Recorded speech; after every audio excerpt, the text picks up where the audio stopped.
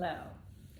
Okay, here's my attempt at layering postures for a peak engagement. I think that Rebecca had a few questions for me regarding the stuff that I submitted in July, or actually early June. And to be honest, it's been so long I can't totally respond and do all of, and kind of remember my mindset. But just gonna do an attempt here, and then maybe we can kind of just restart this conversation from this video. Okay, so I'm going to choose for my peak engagement, activating the quadriceps. So I think I'm just going to focus on Sun C, how I would really layer sequences or layer shapes in a sequence in Sun C to focus on quads.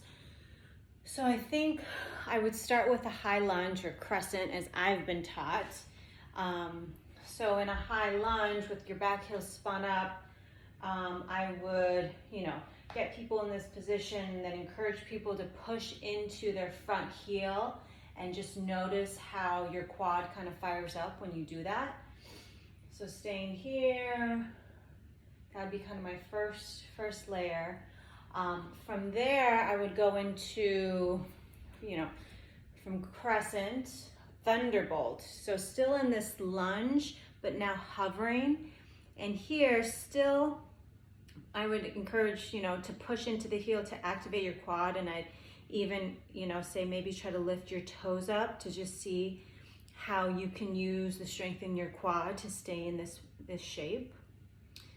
And then, so from thunderbolt, probably do like a sky archer, but then would move into, let's see here, probably a triangle would be another, just, another shape to follow, but then I would tilt them up, have them face toward the long edge of the mat, and then move into a Buddha squat. So obviously this is very much, a focus on quad strength, just being in this wide-legged stance with your feet plied out and you sink. So in this squat, you're gonna feel your quads opening up, and we would play with it a little bit, where I'd say again, push into that heel or lift your toes up, or even lift your heels up, and just noticing how your quads, keep you lifted.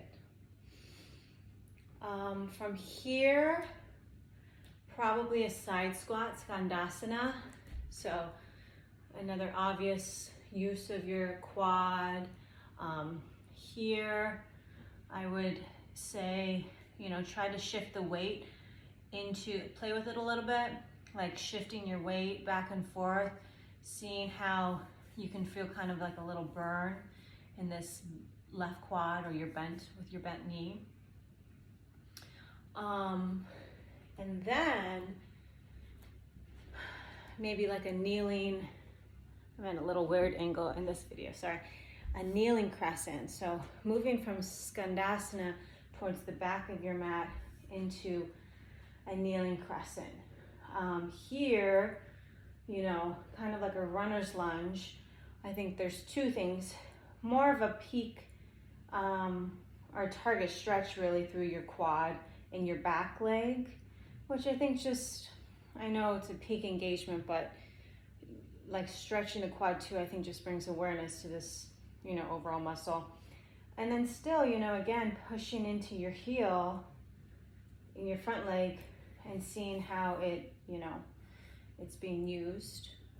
And you could even, take some variations where there's quads, there's different four muscles in this group. So you're a lot of times, we're forward facing, but even in a prayer twist, this one, a kneeling prayer twist, you can still push into your heel and feel your quad. And from here, I'd probably kind of, use the muscles, use that quad to lift yourself up into I don't know if you can still see me, but from that kneeling prayer twist, lifting up into a reverse revolve crescent, as I was taught that it was called. Yeah. So I guess when I think of peak, I don't know, I'm just thinking of Rebecca watching this. Peak engagement, I'm thinking of engaging a muscle, and so those are the shapes that I would take. That obviously a lot of lunges, a lot of wide-legged squats, to use my mind, my thought process is finding shapes that use that muscle, and then just pointing out something they can do in that shape that will make them focus in on that muscle even more. Because to be honest, like I've done Warrior A a ton of times, I know I'm using my quad, but those cues that Matt has taught me about pushing into your front heel, that's something I've not really totally done. Or even trying to squeeze your legs together to feel your adductors, that was like a cool thing for me, because I've been taught to really push into the outer edge of your back foot, and your front, and even the ball of your front foot, like the outer edge of both your feet actually. I've been taught that, or the ball of your front foot and the outer edge of your back foot. So yeah, I mean, that could be, the sequence that I just showed you, I mean, it could actually be like truly poses that follow each other. So, crescent to thunderball. Then I'd probably do a sky archer to a triangle, just adding those in because those flow well. Then that Buddha squat that I mentioned earlier. Then Skandasana. Then a kneeling crescent, kneeling prayer twist to a reverse revolve crescent. So that's what I think could be. I call it Sun C. I think in this style it's called the standing sequence. I could kind of layer it more where, maybe in Sun B, I would, kind of take out some of those elements. Like I could add Skandasana, or I could add prayer twist. Like I could do Warrior A to a prayer twist to Skandasana or something like that. Anyway, I'm hoping you can follow my mindset now, Rebecca. I think for me, when I was doing it before, like I listened to your Marco Polo weeks ago, and then I had done that assignment a couple months ago, but I remember when I was doing it, it was taking me a little bit of time to understand the difference between a target stretch, a peak engagement. And so whatever you saw as my sequences, I was trying to, like I think hamstring was one of them that I used. Like I was trying to find postures that, where the hamstring is either stretched or activated, but maybe I mixed them up from time to time.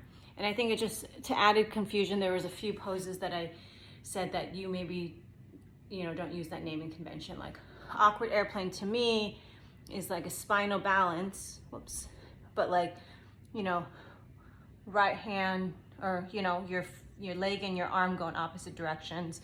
I mentioned Shiva Dancer for like my hamstring sequence. Shiva Dancer, I was taught is, this. So I was thinking, this obviously is a great peak pose. It's a difficult one. You work your way up by loosening and opening up your hamstring over the practice. Okay, that's it. Let me know your thoughts.